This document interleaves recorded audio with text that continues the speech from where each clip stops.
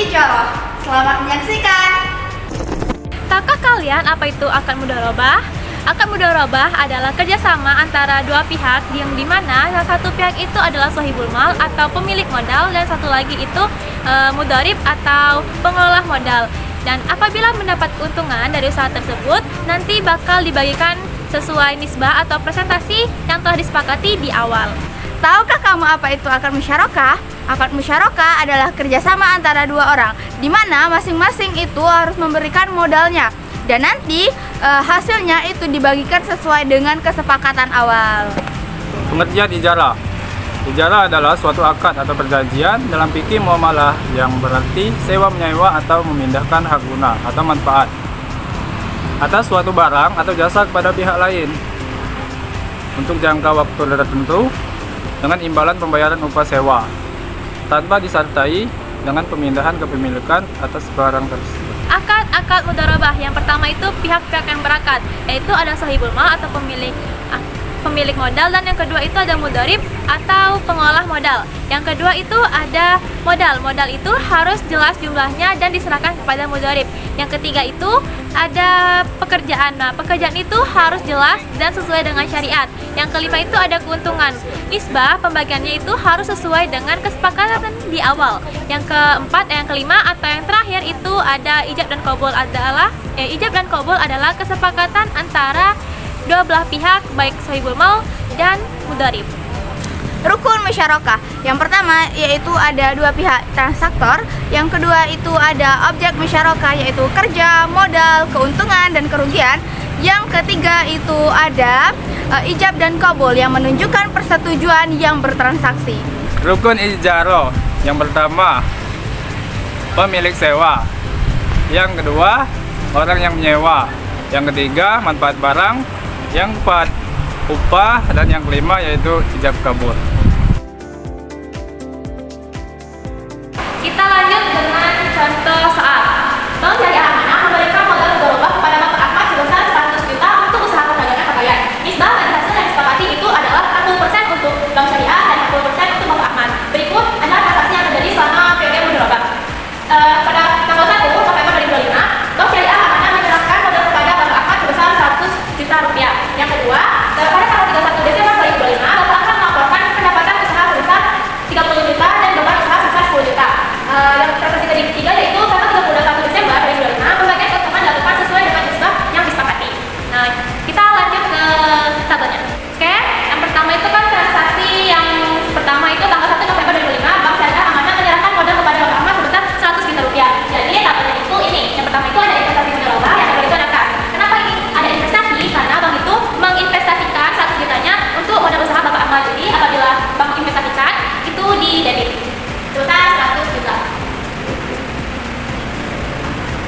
Karena Bank Syariah itu menginvestasikan ke Bapak Ahmad, jadi kasnya kan otomatis berkurang. Apabila kas itu berkurang, jadi letakkan itu di kredit.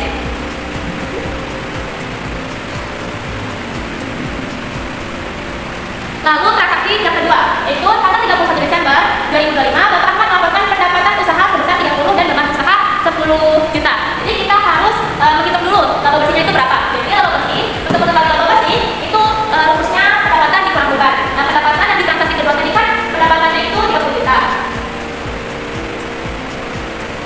Lalu bebannya itu tadi 10 juta. Jadi dikurang 10 juta. Nah, 30 juta dikurang 10 juta itu 20 juta. Lalu yang kedua, kita harus mengetahui berapa sih bagian Bank Syariah. Tadi kan Bank Syariah itu kan mendapatkan 60% dari pendapatannya. Jadi, untuk melihat berapa bagian Bank Syariah itu, berarti 60% dikali dengan laba bersih tadi yaitu 20 juta. Jadi, 60% dikali 20 juta itu hasilnya 12 juta. Jadi bagian Bank Syariah itu sebesar 12 juta. Lalu untuk mengetahui bagian Bapak Ahmad, tadi pas pembagian Bapak Ahmad itu kan 40% kan? Jadi 40% dikali laba bersihnya tadi itu 20 juta. Jadi 40% kita kali dengan 20 juta, masukkan sebesar 8 juta. Jadi bagian Bank Syariah itu 12 juta, sedangkan Bapak Ahmad itu 8 juta. Nah, jadi kita langsung masuk ke tabel. Tadi kan Bank Syariah kan 20 juta, berarti Bank Syariah itu pas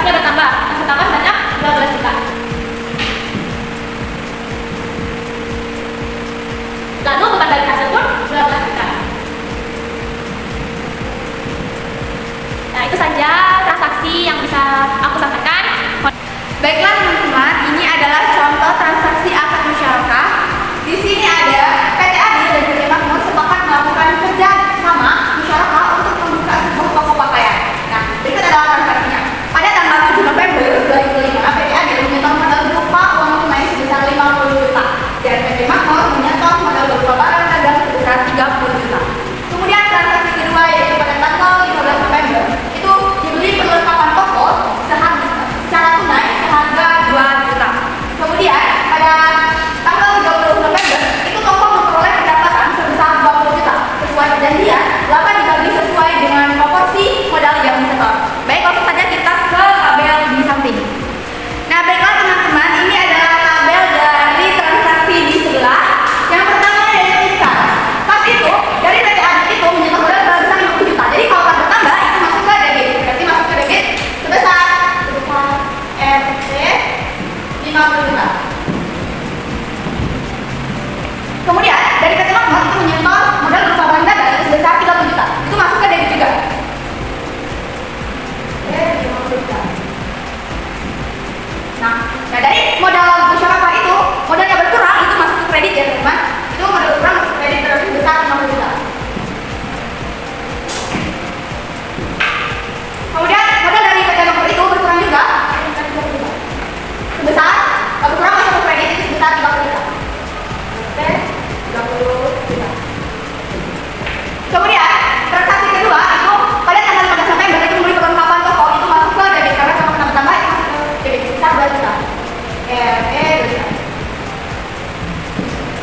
Nah, ini kasnya berkurang itu berarti masuk ke kredit. Kas berkurang itu berarti kredit sebesar 2 juta.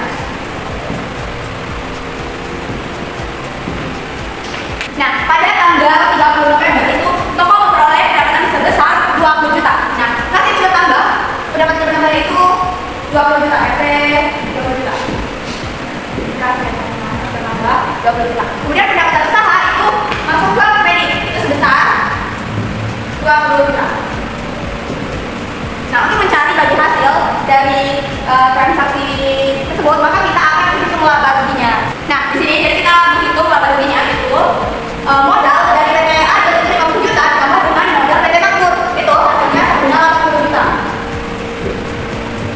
Kemudian proporsi PT Adil itu modalnya tadi 50 juta dibagi dengan 80 juta. Kemudian dikali dengan pendapatan usaha tadi yaitu sebesar 20 juta. Hasilnya itu dengan 12 juta.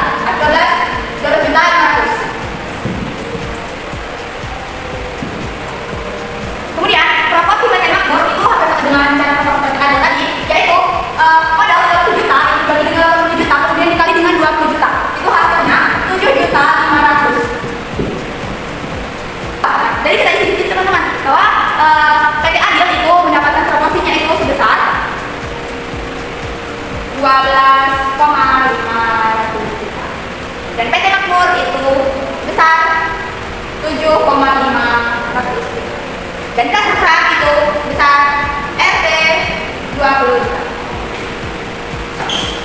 Sekian teman-teman. Baiklah, di sini saya akan menjelaskan contoh soal tentang transaksi ijarah. Di sini PT Amanah menyewakan sebuah mesin fotokopi kepada Toko Makmur selama 3 bulan. Biaya sewa yaitu sebesar 3 juta per bulan. Toko Makmur membayar sewa untuk bulan pertama secara tunai pada tanggal 1 November 2025. Soal 1. Pada tanggal 1 November 2025, Toko Makmur membayar sewa secara tunai yaitu senilai 3 juta. Ketika Toko Makmur membayar sewa secara tunai, PT Amanah menerima uang tunai. Permintaan uang tunai ini meningkatkan saldo kas perusahaan. Dalam akuntansi, meningkatkan aset atau kas dicatat di sesi debit. Oleh karena itu, akun kas di debit itu bertambah sebesar 3 juta.